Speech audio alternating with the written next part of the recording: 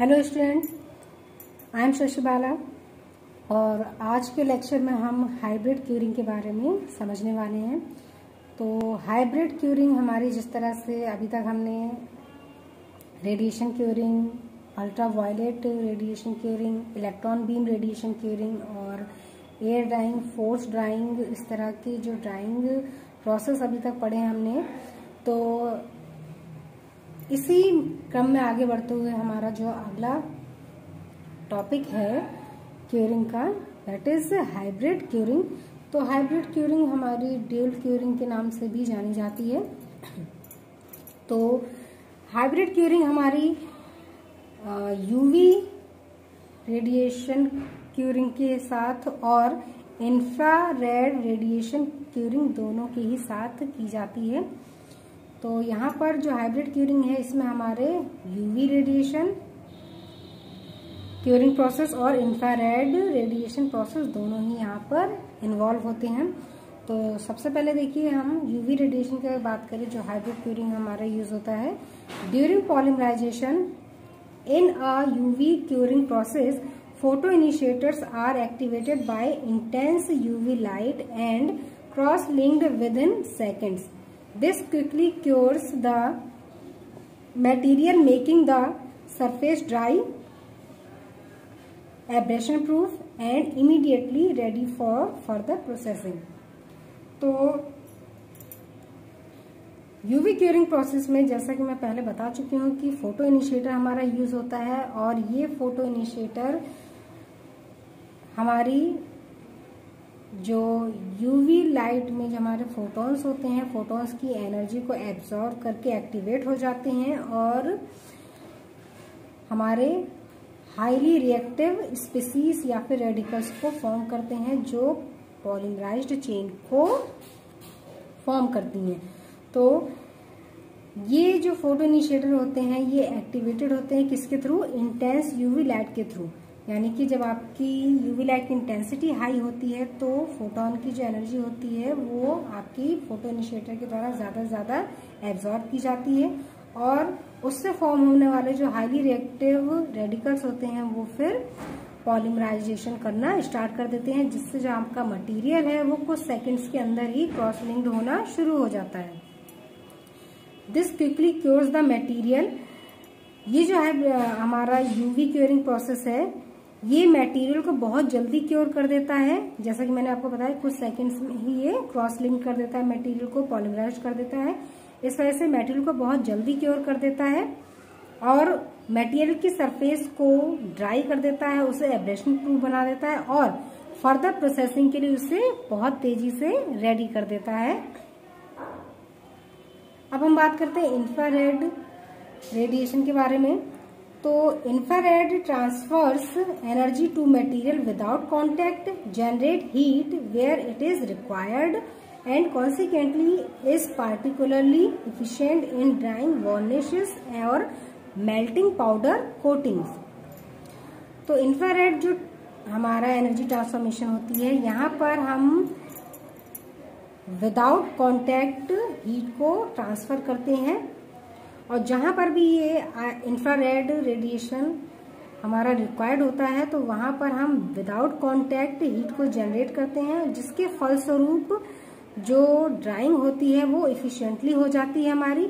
और इस प्रोसेस के द्वारा, इंफ्रारेड रेडिएशन के द्वारा, हम वार्निशेस और जो हमारे पाउडर कोटिंग होती है उसे मेल्ट करने के लिए हम इंफ्रारेड रेडिएशन का यूज करते हैं।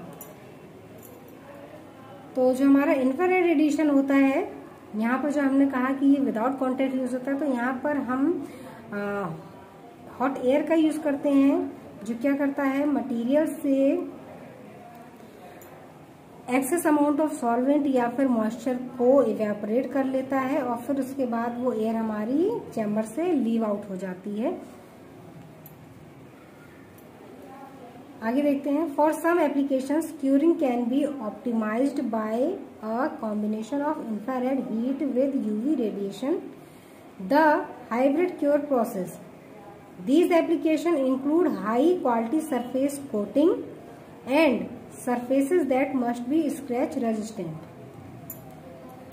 ये जो हमारी हाइब्रिड क्योर प्रोसेस है, जैसे मैंने आपको बताया था कि ये हमारी यूवी रेडिएशन प्रोसेस के थ्रू भी हो सकती है या फिर इंफ्रारेड रेडिएशन प्रोसेस के थ्रू भी हो सकती है।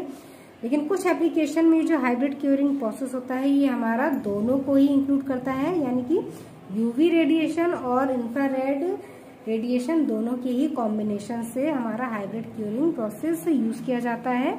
ये पर हमारे कुछ एप्लीकेशंस के लिए है।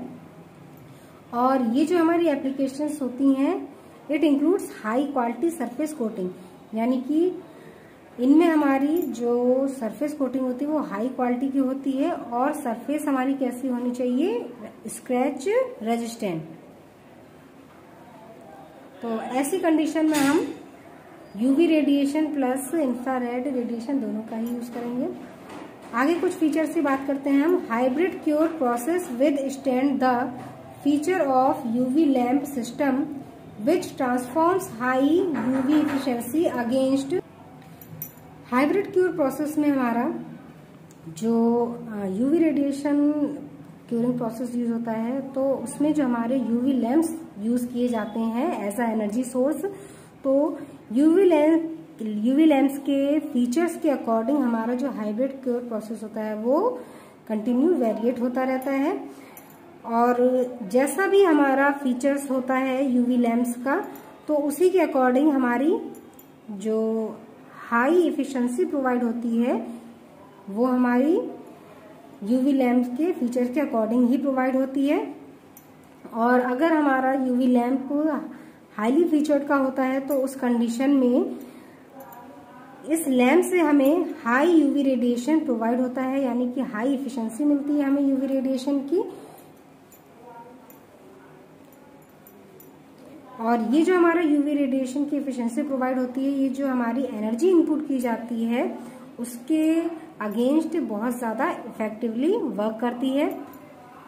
सेकेंडली जो हमारा नेक्स्ट फीचर है that is it collects high power of light by reflector due to the small diameter characteristics of lamp bulb.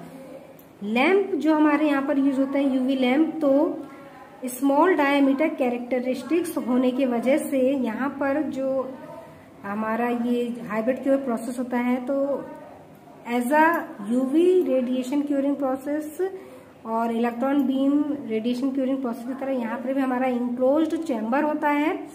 और ये इंक्लोज्ड चैम्बर होता है ये हमारा मोस्टली जो आपकी बल्ब के थ्रू जो एनर्जी एमिट होती है उससे क्या करता है, रिफ्लेक्ट कर देता है। और रिफ्लेक्शन की वजह से यहाँ पर हमें हाई पावर ऑफ लाइट का कलेक्शन प्रोवाइड होता है। नेक्स्ट पॉइंट जो हमारा है high reaction rate as well as high cross linking density can be obtained as well as high reaction rate as well as high cross linking density can be obtained as the reactive species concentration is high in unit time।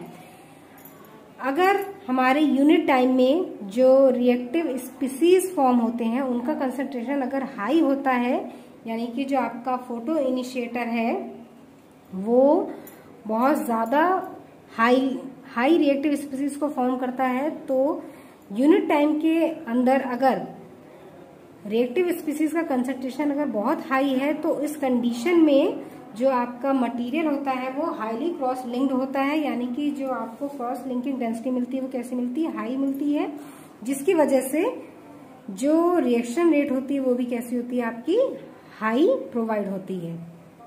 तो जैसा कि मैंने अभी आपको बताया था कि इस प्रोसेस में हाइब्रिड क्योर प्रोसेसिंग में हमारा यूवी और ईवी प्रोसेस के अकॉर्डिंग एक इंक्लोज चैम्बर होता है। तो ये इंक्लोज चैम्बर होता है हमारा जो क्या होता है, रिफ्लेक्टेड चैम्बर होता है। और ये हमारा लैंप बल्ब यानी कि जो भी आप यूवी लैंप का यूज कर रहे हैं वो हमारा यहाँ पर यूज किया जाता है। और यूवी लैंप से एमिट होने वाली जो हीट होती है, जो एनर्जी होती है, वो आपकी हर जगह स्कैटर होना शुरू हो जाती है, उसकी स्कैटरिंग होना शुरू हो जाती है। बट यहाँ पर हाई अमाउंट ऑफ एनर्जी हमें प्रोवाइड होती है हाई हीट और हाई एनर्जी का कलेक्शन यहाँ पर हमें प्रोवाइड होता है। वो इस वजह से होता है क्योंकि जो यहाँ पर हमारा इंक्लोज रिफ्लेक्टर होता है, ये क्या करता है, एक तो जो आपकी नॉर्मली एनर्जी एमिट हो रही है, ये देखिए जो रेड लाइन से मैंने आपको दिखाया है, ये आपकी क्या है, डायरेक्ट लाइट है, यानी कि जो डायरेक्ट आपको यूवी लैम्प से प्रोवाइड हो रही है। और रिफ्लेक्टर पर, यानी कि जो लाइट आपकी रिफ्लेक्टर से रिफ्लेक्ट होके बैक मूव करती है सबस्ट्रेट पर, वो हमारी, ये मैंने आपको देखिए ब्लू लाइन से, ये जो लाइट है आपकी ब्लू वाली, ये हमारी कैसी रिफ्लेक्टेड लाइट। तो इस तरह से एक तो आपको डायरेक्ट लाइट और दूसरी आपकी जो रिफ्लेक्टेड लाइट है, ये दोनों का ही कॉम्बिनेशन आपको हाई अमाउंट ऑफ एनर्जी का कलेक्शन प्रोवाइड करता है, जिससे मैक्सिमम अमाउंट में आपकी जो एनर्जी है वो सबस्ट्रेट पर फॉल होती है, जिससे आपकी सबस्ट्रेट क्या होती है, बहुत तेजी से पॉलीमराइज्ड या फिर क्रॉस लिंक्ड होना शुरू हो जाती है। तो इस तरह से हमारा हाइब्रिड क्योरिंग प्रोसेस वर्क करता है।